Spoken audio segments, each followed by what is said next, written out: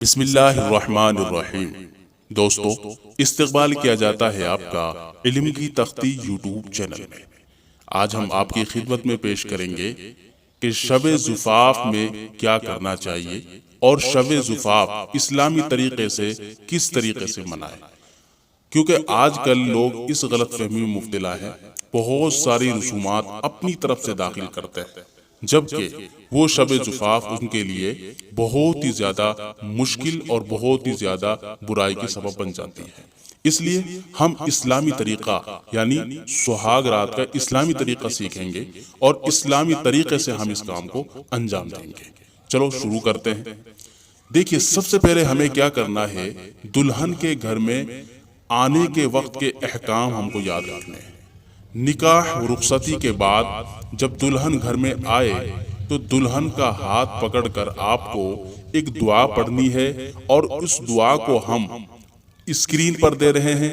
Screen پر آپ اس کو ملاحظہ فرمائیں اور اس دعا کو یاد کر لیں۔ انشاءاللہ تعالی اس دعا کی برکت سے آپ کے گھر میں سکون پیدا ہوگا اور آپ کی سہاگ رات میں مزہ بھی آئے گا۔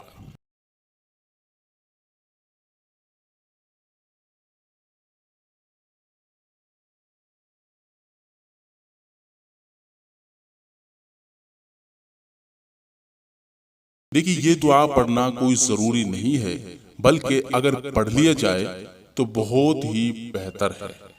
میں آپ کو اس کا ترجمہ بھی تھوڑا سا بتا دیتا ہوں۔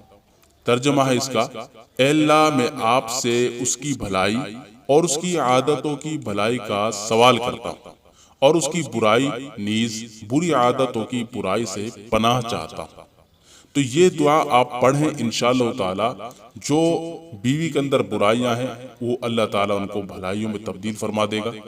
تو اس دعا کی برکت یہ ہے کہ اللہ تعالیٰ اس عورت سے برائی دور کر دے گا اور اس کے گھر میں اس عورت کی نیکی پھیلائے گا۔ اب آتے ہیں ہم شب زفاف کے آداب پر کہ شب زفاف یعنی سہاگ رات کے آداب کیا ہوتے ہیں۔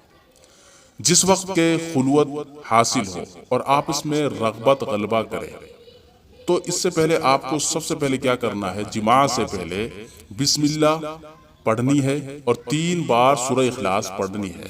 سورہ اخلاص کیا ہے؟ یعنی قل هو اللہ احد، 3 مرتبہ آپ کو پڑھنی ہے، ٹھیک ہے؟ اور پڑھنے کے بعد یہ دعا پڑھ کر فعل جماع کا کام انجام دے، یعنی اس کام کو شروع کر دیں۔ اچھا، اس کام کو شروع کرنے سے پہلے ایک دعا اور ہے، آپ اس دعا کو پڑھ لیں تو پھر تو واقعی میں 4 چاند لگ جائیں گے۔ دعا مختصر ہے: بسم اللہ اللہم جنبنا الشیطان وجنب الشیطان ما رزقتنا۔ اس کا ترجمہ ہے: اللہ کے نام کے ساتھ شروع کرتا ہوں، اے اللہ ہم دونوں کو شیطان سے دور رکھیے، اور جو کچھ لڑکا لڑکی آپ ہمیں نصیب کرے اس کو بھی شیطان سے دور رکھیے۔ تو پھر جس وقت انزال کی نوبت پہنچے تو دل ہی دل میں آپ کو ایک دعا اور پڑھنی ہے، ایک دعا اور پڑھنی ہے، یعنی اس وقت جب کہ آپ کا منی کا خروج پیدا ہو، آپ کو ایک دعا پڑھنی ہے، مختصر سی دعا ہے، اس کو بھی آپ کو یاد کرنا ہے: اللہم لا تجعل للشیطان فیما رزقتنی نصیبا۔ اس دعا کو اور پڑھ لیں، ٹھیک ہے؟ اور پھر منی خارج ہو جائے تو اور بہتر ہے۔ اس کا ترجمہ میں آپ کی خدمت میں پیش کر دیتا ہوں۔ اس کا ترجمہ ہے: اے اللہ، نہ کیجئے کچھ شیطان کے لیے اس بچے میں جو آپ ہمیں نصیب کریں، یعنی شیطان کا حصہ بالکل نہیں ہونا چاہیے۔ تو بموجب حدیث کے اگر اس جماع سے فرزند مقرر ہو تو ہرگز اس کو شیطان نقصان نہیں پہنچائے۔ شیخ عبدالحق رحمۃ اللہ علیہ کہتے ہیں کہ اس سے معلوم ہوا کہ اگر جماع کے وقت یہ دعا نہ پڑھے تو مقرر شیطان کو دخل ہوتا ہے، تو اسی سبب سے اولاد میں فساد اور تباہ کاری ہوتی ہے۔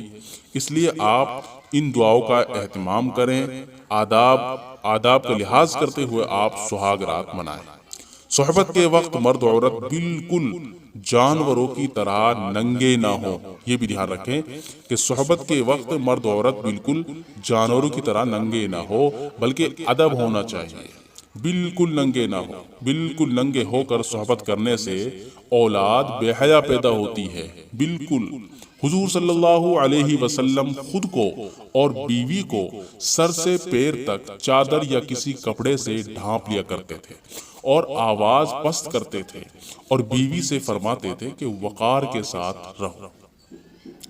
حضور صلی اللہ علیہ وسلم نے یہ بھی فرمایا کہ کوئی شخص مثل چوپائے کے اپنی زوجہ پر نہ جا پائے، بلکہ اسے چاہیے کہ پہلے بوس و کنار اور آہستہ آہستہ بات چیت سے آمدہ کرے، یعنی پہلے محبت کرے، بات چیتیں کرے اور اس کے بعد بوس و کنار کرے، تاکہ بیوی کا بھی پورا حق ادا ہو جائے۔ جب مرد کو انزال ہو جائے تو فوراً نہ ہٹے، ٹھیک ہے، بلکہ اسی طرح کچھ دیر ٹھہرا رہے تاکہ عورت کا مطلب بھی پورا ہو جائے۔ اکثر بیشتر لوگوں کے اندر عادت ہوتی ہے، خاص طور سے شوہروں کی، جب ان کا مطلب پورا ہو جاتا ہے یعنی ان کا انزال ہو جاتا ہے تو فوراً بیوی کے اوپر سے ہٹ جاتے ہیں، جبکہ بیوی کی جو آگ ہوتی ہے، بیوی کا جو ٹیسٹ ہوتا ہے وہ ختم نہیں ہو پاتا، اس لیے وہ الگ ہو جاتا ہے اور بیوی وہی کے وہی رہ جاتی ہے۔ تو یاد رکھیں، اگر آپ ایسا کام کرتے ہیں، ایسا کام کریں گے تو یاد رکھیں بیوی کے اندر آپ کے لیے نفرت پیدا ہو سکتی ہے۔ اس لیے شریعت کے مطابق آپ اگر شب زفاف مناتے ہیں، کوئی بھی کام کرتے ہیں، تو آپ کے لیے اس میں سکون بھی ملے گا اور آپ کے لیے ثواب بھی ملے گا۔ بلکہ اسی طرح کچھ دیر ٹھہرا رہے تاکہ عورت کا مطلب بھی پورا ہو جائے، کیونکہ بعض عورتوں کو دیر میں انزال ہوتا ہے۔ بعد فراغت مرد عورت دونوں الگ الگ کپڑوں سے اپنی شرمگاہ کو پوچھ کر علیحدہ ہو جائیں۔ یہ سب سے بہترین طریقہ میں نے آپ کی خدمت میں پیش کیا ہے۔ انشاءاللہ تعالی اگر آپ اس کے مطابق آپ شب زفاف، جن لوگوں کی شادی ہونے والی ہے، اور عورتیں بھی اس چیز کا خیال رکھیں، مرد بھی اس چیز کا خیال رکھیں، سب سے پہلے ہم اسلامی طریقے سے اپنے شب زفاف منائیں گے، انشاءاللہ تعالی اس میں برکتیں بھی ہوں گی، رحمتیں بھی برسیں گی اور زندگی پرسکون ہوگی، اور جو اولاد پیدا ہوگی، ہم ان دعاؤں کے ذریعے جب ہم شب زفاف منائیں گے تو ان دعاؤں کو ترتیب سے پڑھیں گے، انشاءاللہ تعالی ہماری اولاد فرمانبردار بھی ہوگی۔ مجھے امید ہے دوستو کہ آپ کو یہ باتیں سمجھ میں آئی ہوں گی۔